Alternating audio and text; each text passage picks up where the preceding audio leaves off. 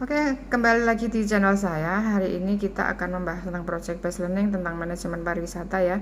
Seperti kita ketahui bahwa Indonesia devisanya adalah dari sektor pajak dan juga sektor pariwisata. Karena dalam minyak bumi dan gas lama-kelamaan akan habis. Maka dari itu kita masyarakat kita dorong untuk sadar wisata. Kami di perguruan tinggi mengemban yang namanya Tridharma perguruan tinggi ya. Tridharma perguruan tinggi yang pertama kita mengajar di kampus, kemudian kita juga mengabdi ke masyarakat dan juga riset dalam bidang akuntansi. Mahasiswa kita minta untuk terjun ke lapangan untuk membantu masyarakat di daerahnya untuk mengembangkan destinasi wisata seperti River Moon yang ada di Klaten, kemudian ada Telaga Sarangan, kemudian ada beberapa pantai yang ada di Jawa maupun di luar Jawa. Masyarakat kita bantu, kita dorong, kita bantu dengan promosinya ya. Destinasi yang berada di sekitar mahasiswa itu kita kembangkan. Nanti akan dibuat sebuah video agar nantinya bisa mengenalkan destinasi wisata dari daerahnya masing-masing. Nanti kita ikuti bagaimana mengembangkan destinasi wisata pada daerahnya masing-masing dari mahasiswa Fakultas Ekonomi Universitas Setiabudi. Ikuti channel saya berikutnya ya. Hari ini kita tampilkan video-video dalam promosi destinasi pariwisata di daerahnya masing-masing. Oke, kembali lagi di channel saya. Hari ini kita akan membahas tentang project based learning tentang manajemen pariwisata ya. Seperti kita ketahui bahwa Indonesia devisanya adalah dari sektor pajak dan juga sektor pariwisata. Karena dalam minyak bumi dan gas lama-kelamaan akan habis. Maka dari itu kita masyarakat kita dorong untuk sadar wisata. Kami di perguruan tinggi mengemban yang namanya Tridharma perguruan tinggi ya. Tridharma perguruan tinggi yang pertama kita mengajar di kampus, kemudian kita juga mengabdi ke masyarakat dan juga riset dalam bidang akuntansi. Mahasiswa kita minta untuk terjun ke lapangan untuk membantu masyarakat di daerahnya untuk mengembangkan destinasi wisata seperti River Moon yang ada di Klaten, kemudian ada Telaga Sarangan, kemudian ada beberapa pantai yang ada di Jawa maupun di luar Jawa. Masyarakat kita bantu, kita dorong, kita bantu dengan promosinya ya. Destinasi yang berada di sekitar mahasiswa itu kita kembangkan. Nanti akan dibuat sebuah video agar nantinya bisa mengenalkan destinasi wisata dari daerahnya masing-masing. Nanti kita ikuti bagaimana mengembangkan destinasi wisata pada daerahnya masing-masing dari mahasiswa Fakultas Ekonomi Universitas Setiabudi. Ikuti channel saya berikutnya ya. Hari ini kita tampilkan video-video dalam promosi destinasi pariwisata di daerahnya masing-masing. Perkenalkan, nama saya Divan Fadila Rosid. Di sini saya akan mengunjungi salah satu tempat wisata di Karanganyar, yaitu Candi Cetho. Tepatnya berada di kaki Gunung Lawu, Desa Cetho, Kecamatan Gumeng, Kelurahan Jenawi, Kabupaten Karanganyar.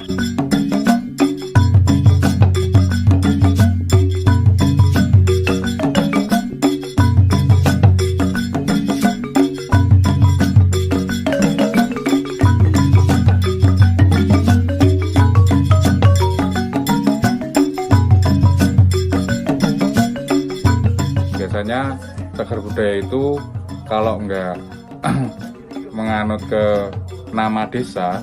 Sejarah Indonesia memang tidak lepas yang namanya dari kerajaan-kerajaan yang menjadi terbentuknya cikal bakal di negeri ini. Berbicara mengenai masalah kerajaan di Indonesia, maka tidak akan lepas dari yang namanya situs bersejarah. Situs-situs ini pun beragam. Bisa dengan peninggalan prasasti-prasasti, bisa pula dengan peninggalan berupa candi. Tempat ini juga bisa dibuat untuk jalur pendakian. Candi yang bercorak agama Hindu ini diperkirakan dibangun pada masa kerajaan Majapahit. Letaknya berada di 1496 mdpl. Menjadi salah satu candi tertinggi di Indonesia bersama Candi Arjuna, Candi Gedong Songo, dan Candi Ijo.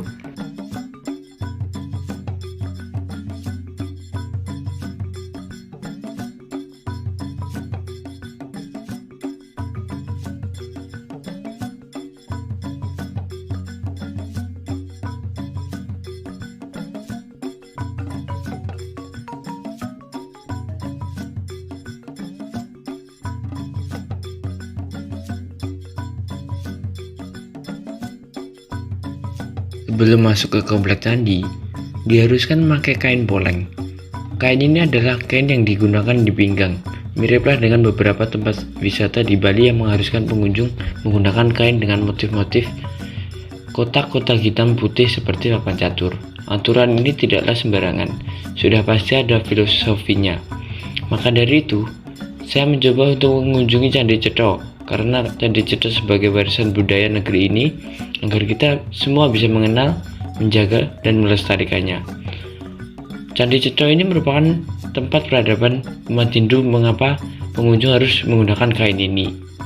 Karena Candi Cetha adalah tempat suci untuk umat Hindu, sama persis seperti yang ada di Bali.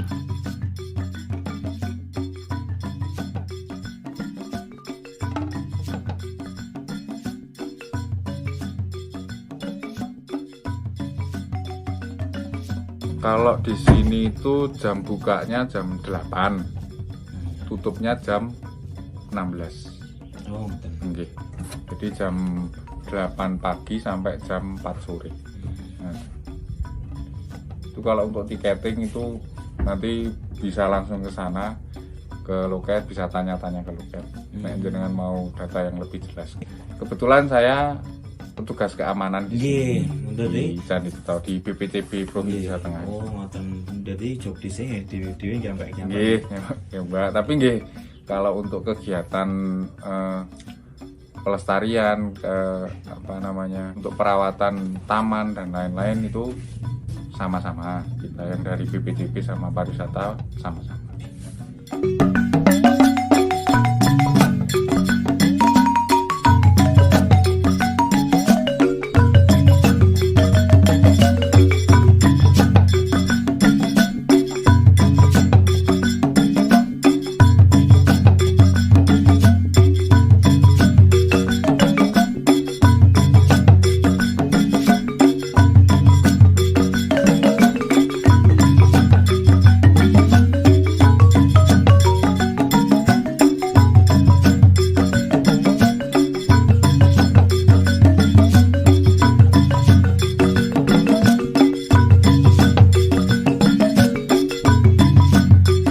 Pada saat kita pertama masuk, di sini kita disuguhkan oleh gapura besar dan 2 alat penjaga.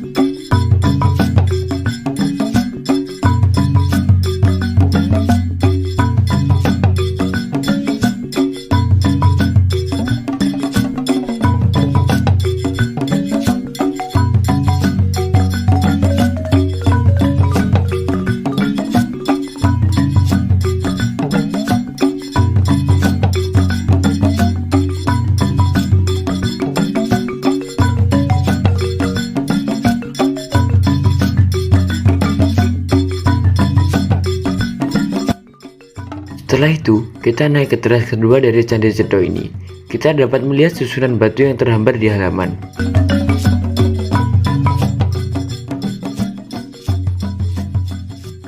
Membentuk gambar seekor Garuda terbang dengan sayap membentang. Di bagian punggung Garuda terdapat susunan batu yang menggambarkan seekor kura-kura.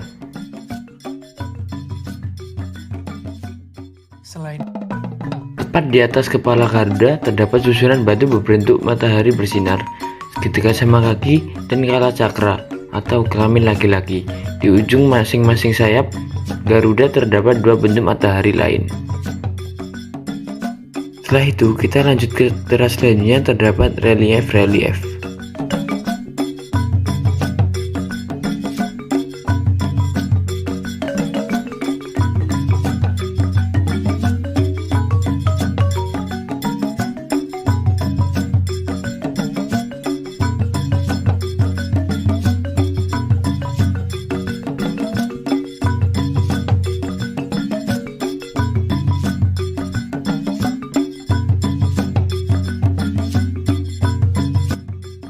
Tangga menuju teras berikutnya terbuat dari batu andesit yang sangat rapi susunannya.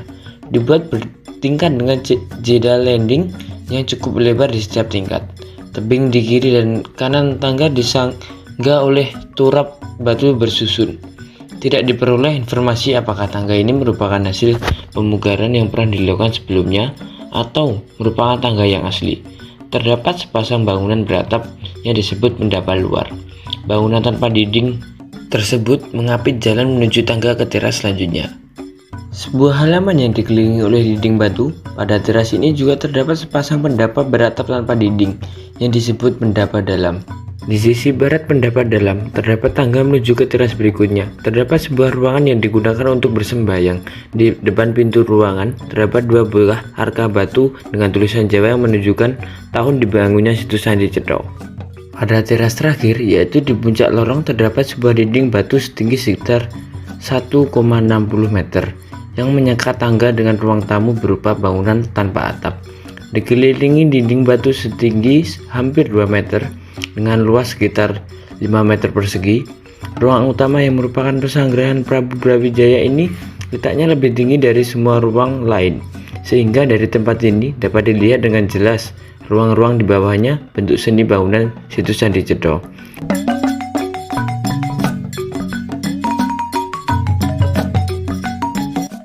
Sini saya menemui narasumber yang bernama Mas Sigit Yulianto, petugas pelestarian Candi Cetha, untuk ditanyai lebih detail tentang Candi Cetha ini. Itu kalau nggak menganut ke nama desa itu biasanya ke reliefnya. Nah di sini namanya juga Desa Cetha. Gitu. Jadi desa ini sama candi ini terbentuknya duluan candi nih, jadi kan candi terus di sana ikut Candi Cetha. Nggih, Mas.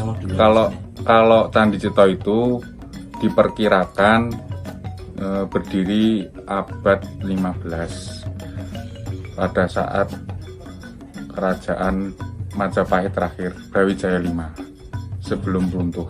Majapahit sebelum runtuh.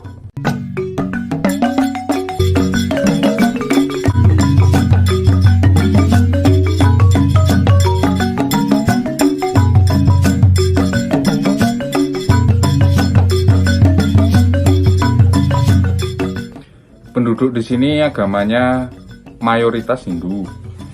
Terus ada yang Muslim, ada yang Kristen, tapi mayoritas Hindu di sini. Tapi sejak dulu sebenarnya memang ada pengunjung ke candi ini, tapi untuk kegiatan ritual. Untuk pengelolaannya itu di sini untuk pengelolaannya di sini untuk pengamanan dan pelindungan pelestarian itu dari Balai Pelestarian Cagar Budaya Provinsi Jawa Tengah. Itu untuk pariwisatanya, itu untuk penarikan tiket itu dari Kabupaten Parpora Kabupaten. Terus warga sekitar juga ikut merawatkan di sini. Gitu. Karena memang di sini masih digunakan untuk kegiatan ibadah. Tapi untuk kegiatan nyepi biasanya warga sini di rumah masing-masing. Ini. Kalau dulu tahun 2010-2011 saya masuk di sini itu masih banyak warga sini yang nyepinya itu di dalam candi. Tapi kalau nyepi itu kan tanggal merah, biasanya pengunjung malah rame, jadi nggak bisa. Buatan ditutup ya? Buatan. Oh malah nek nyepi niku wisata mriki mboten napa-napa. Wisata masih buka kalau nyepi. Ini Mas, kalau untuk pengunjung ke candi, ke situs itu biasanya minat khusus. Dalam artian minat khusus itu masuk itu udah meh ngopo-ngopo wedi. Kayak di Bali koyong lewati canang, kebunga atau apa itu kan takut. Maksudnya di sini juga kebanyakan pengunjung itu juga tertib. Biasanya tempat ibadah itu sakral. Masalahnya sakral masih digunakan. Soalnya kan untuk kegiatan pariwisata religi Mas. Jadi bukan pariwisata yang seneng-seneng kayak di pantai atau jadi pengen temeniki niku pengen rasa ingin tahu ini tinggi. Tempat candi niku kayak apa. kebanyakan pengunjung seperti itu. Kalau menyimpang ya paling ada 1-2 yang apa namanya duduk di atas candi gitu, kita langsung langsung kita tegur. Biasanya kita langsung tegur, soalnya juga nanti takutnya merusak struktur. Kok saged tinggal pariwisata, apakah ada timbal balik untuk warga sekitarnya atau tidak? Itu kan kebanyakan sekarang kan gini Mas, yang lihat potensi, oh ya tempat iki potensi nggo wisata kan orang luar, terus lumayan niku ditumbas murah-murah, akhirnya sing duweni wong jobo awake dhewe kan warga sekitar mboten entuk napa timbal balik ngeten awake mung domblong tok waduh lemah wis ngono ngoten. Kebanyakan kan sekarang ngoten niku. Jadi apakah sekarang itu pariwisata itu lebih memakmurkan investor atau warga sekitar? Kalau di sini masih masih warga sini. Jadi untuk warung, parkir, kayak niku penginapan itu warga sini semua. Jadi bukan investor dari luar enggak. Kan iki kan pengelolaan Candi Cetha wisata niki, apakah warga itu juga ikut berkontribusi? Intinya kan berkontribusi merawat Candi Cetha niki napa dari karyawan dari luar? Oh, untuk pengelolaannya itu di sini untuk pengelolaannya di sini untuk pengamanan dan pelindungan pelestarian itu dari Balai Pelestarian Cagar Budaya Provinsi Jawa Tengah. Itu untuk pariwisatanya, itu untuk penarikan tiket itu dari kabupaten, Parpora kabupaten.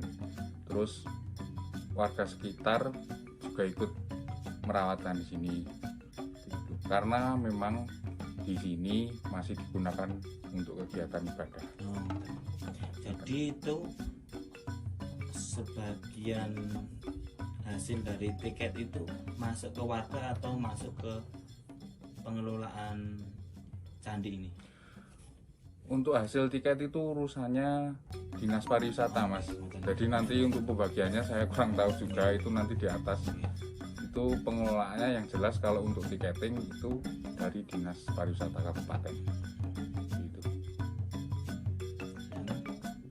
Wisata ini kan pertama dibentuk intinya untuk meningkatkan taraf hidup ekonomi masyarakat sekitar.